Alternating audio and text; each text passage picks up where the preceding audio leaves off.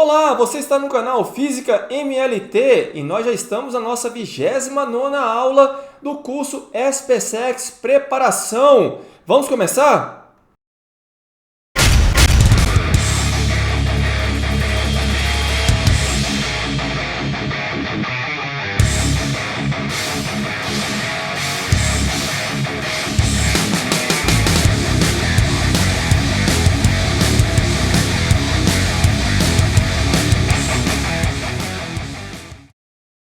Bom, para essa aula nós vamos concluir o assunto aí do nosso primeiro volume. Vamos falar aí da estática dos fluidos, hidrostática.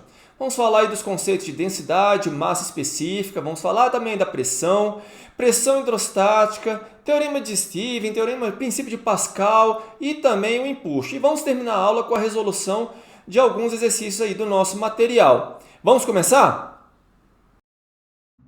Então vamos lá, vamos iniciar aí o nosso último assunto do volume 1.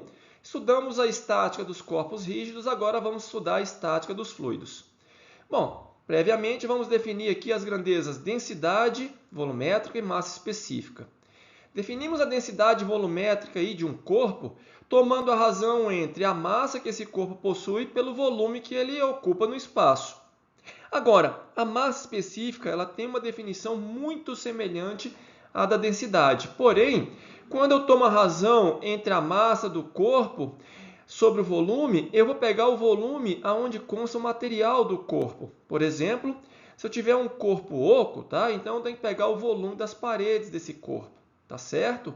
No sistema internacional, tanto a densidade quanto a massa específica é dada em quilogramas por metro cúbico. Vamos definir também uma grandeza escalar denominada pressão. Vou pegar aqui uma superfície contendo aí uma certa área A, tá certo? E essa superfície está sendo submetida aqui, olha, a uma força inclinada de um ângulo alfa, por exemplo, com relação aqui ao plano da área, tá certo? Da superfície, ou um ângulo beta com relação à normal à superfície, tá certo? Definimos a pressão como sendo a razão entre o módulo do componente perpendicular da força dividido pela área dessa superfície. No sistema internacional de unidades é dado em newtons por metro quadrado. Bom, para você encontrar o componente perpendicular, nesse caso aí, você pode usar o cosseno de beta ou o seno de alfa, tá? Dessa forma você encontra aí o valor do componente perpendicular da força. Podemos definir aqui o que vem a ser a pressão hidrostática, a pressão de uma coluna de líquido. Então vamos pegar aqui essa figura que vai representar aqui um recipiente contendo, por exemplo, água, tá? Essa parte aqui do recipiente. E nós queremos saber qual é a pressão que essa coluna aqui, olha, cuja altura vale H, exerce nesse ponto. Dado aqui, olha, a massa específica da água. Bom, em se tratando aqui de fluido, água, por exemplo, a massa específica e a densidade se confundem, ok? Bom, basta você pegar aqui o peso dessa coluna, tá certo? Você vai pegar aqui o volume, por conta do volume você acha a massa, e aí você calcula o peso dividido pela área, tá certo? Então você vai concluir então que a pressão dessa coluna de líquido aqui, olha, vai depender da massa específica ou da densidade, tá? Vezes a gravidade local, vezes a altura da coluna do líquido, tá certo? Agora, se você quiser saber qual é a pressão absoluta, eu preciso somar com a pressão que está sendo exercida aqui, olha, na superfície desse líquido, tá certo? Aí sim, eu vou ter a pressão absoluta nesse ponto, ok? Teorema de Stevens. Bom, dado dois pontos aqui dentro desse mesmo fluido, tá? Dentro da água. Porém, esses dois pontos aqui, olha, estão separados segundo uma distância h. Portanto, a diferença de pressão entre esses dois pontos vai ser exatamente igual à pressão dessa coluna de líquido aqui, olha. Densidade ou massa específica do líquido, gravidade local, vezes a altura da coluna do líquido, tá certo?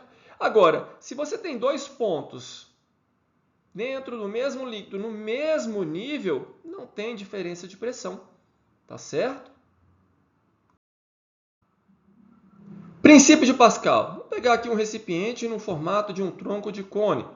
Bom, nós temos aqui essa região onde se encontra o ponto 1 sofrendo um acréscimo de pressão, pois aqui nessa região nós estamos exercendo uma força F. O princípio de Pascal estabelece que esse acréscimo de pressão ele vai ser integralmente transmitido para os demais pontos no interior desse fluido, desse líquido. Então, os pontos 2, 3 e 4, eles terão aí, olha, esse acréscimo de pressão. Uma aplicação para o princípio de Pascal é a que a gente chama de prensa hidráulica, utilizado, por exemplo, nos freios dos automóveis. Então, repare o seguinte, nessa região aqui, olha, nós temos uma força sendo aplicada na área A1. Então, nós temos um acréscimo de pressão nessa região. Esse acréscimo de pressão, então, ele vai ser integralmente transmitido a todos os pontos do interior aqui desse líquido, tá certo? Desse fluido. Aqui nós temos um vaso comunicante, não é verdade? Bom, então o acréscimo de pressão lá na região 1, ele vai surgir aqui, olha, nessa região 2, na área A2. Então, olha, o acréscimo de pressão no ponto 1, lá na região 1, foi integralmente transmitido para a região 2. Como pressão é o componente perpendicular da força dividido pela área, então aqui eu tenho uma relação entre as forças e as áreas, tá certo? Por exemplo, você pode aplicar, talvez aqui, olha, no êmbolo 2 uma força, então o êmbolo 1 aqui vai subir com uma força dada por essa proporção, tá certo? Empuxo. Então, por último aqui, vamos falar do empuxo. Vamos pegar aqui um recipiente contendo água, por exemplo. E vamos colocar aqui dentro desse recipiente, olha, um corpo. Tá? Pode ser um corpo maciço ou um corpo oco. O fato é que, uma vez que você coloca um corpo dentro do fluido, esse corpo aqui, olha, passa a ocupar o volume do líquido que estava aqui. O líquido reage sobre esse corpo, exercendo sobre ele uma força que é exatamente igual ao peso do líquido deslocado, que nós chamamos de empuxo. Então, tá aí, olha. O empuxo é o peso do líquido deslocado. Por isso que eu pego aqui a massa específica do líquido, podendo ser a densidade, tá? Vezes a gravidade local, vezes o volume do líquido deslocado. E aí, olha, a densidade ou a massa específica do líquido vezes o volume do líquido deslocado vai me dar exatamente a massa do líquido deslocado, e isso vai me dar o peso multiplicado pela gravidade, não é isso? Vai me dar o peso do líquido deslocado. Então, vamos lá, vamos para a resolução dos exercícios aí do nosso material, página 87, questão de número 9. Espero que você tenha lido aí o enunciado dessa questão e prestado atenção nas unidades que ele forneceu. Bom, ele quer a força, então, a força, então, o componente perpendicular da força, a área, não é isso? É igual a pressão vezes a área. Utilizando aí os dados que ele forneceu no enunciado, prestando bastante atenção nas unidades, você vai encontrar a força valendo 10 elevado a menos 3 newtons, o que me dá como alternativa correta, letra D. Próxima questão, dessa mesma página, questão de número 10. Também espero que você tenha lido o enunciado e prestado atenção na figura que ele colocou no enunciado. Trata-se aí de um líquido homogêneo, então não tem nenhum acréscimo de pressão em nenhum ponto. Então, só pode ser a alternativa da letra A, tá certo? E por último aí, olha, página 88, a questão de número 11. Ó, princípio de Pascal, acabamos de estudar. Espero que você tenha lido aí o enunciado da questão. Então vamos lá. O acréscimo de pressão num ponto vai ser transmitido para o outro, tá certo? Então tá aí, olha, essa é a relação. F1 sobre a área 1 vai ser igual a força lá no outro êmbolo dividido pela área desse êmbolo. Então, utilizando os dados que ele forneceu aí no enunciado, você vai encontrar M' igual a M sobre 25, o que me dá como alternativa correta, letra B. Ok? Bom, terminamos por aqui. Na próxima aula, nós vamos concluir aí a resolução dos exercícios do nosso material, mas teremos mais questões extras para resolver sobre esse assunto, tá certo? Então, eu te vejo aí na próxima aula!